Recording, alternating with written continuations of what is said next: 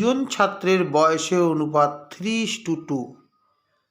এদের মধ্যে একজন অপরজন থেকে 5 বছরের বড়। ছোট ছাত্রের বয়স কত?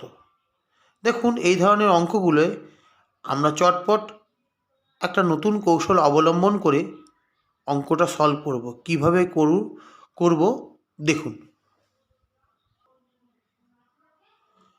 দেখুন, দুজন ছাত্রের বয়সের অনুপাত 3:2। আমরা লিখব 3:2। এদের মধ্যে একজন অপরজন থেকে 5 বছরের বড়। এই 5 বছরের বড় আমরা এখানে টুকে নিলাম, 5 বছরের বড়। দেখুন তাহলে ছোট ছাত্রের বয়স কত?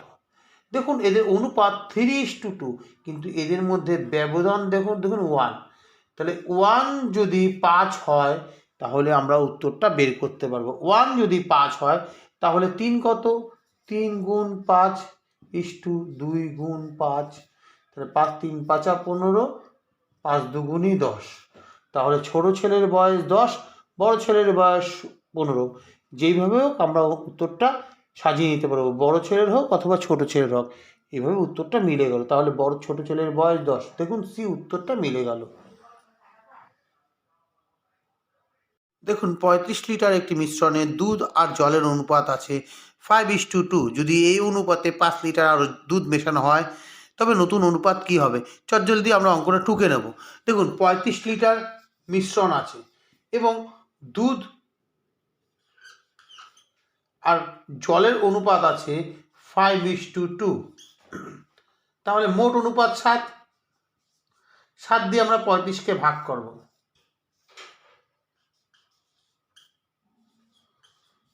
তাহলে আমরা উত্তর পেলাম 5। 5কে 5 দিয়ে গুণ করব, 2কে 5 দিয়ে গুণ করব। তাহলে 5 5 25 এবং 5 2 10। তাহলে দুধ এবং জলের অনুপাত পাওয়া গেল। আরও 5 লিটার দুধ মেশাতে হবে। তাহলে 25-তে 5 যোগ করব, তাহলে হয়ে যাবে 30:10। তাহলে নতুন অনুপাত আমরা কি করব? এই শূন্যটা কেটে দেবো, 3:1। দেখুন 3:1 আছে, একের উত্তর। তাহলে একের উত্তরটা মিলে গেল। দুটি সংখ্যার অনুপাত 2:3 এবং তাদের গুণফল 96। দুটি সংখ্যার যোগ কত হবে? দেখুন আমরা 2:3 বসিয়ে নেব। তাহলে 2:3 = 96। আচ্ছা, আমরা 2কে যদি 4 দিয়ে গুণ করি, 3কে যদি 4 দিয়ে গুণ করি তাহলে 96 হতে পারে।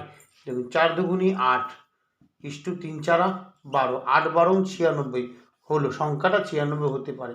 তাহলে তাদের যোগফল কত? 8 যোগ 12, তাহলে 20।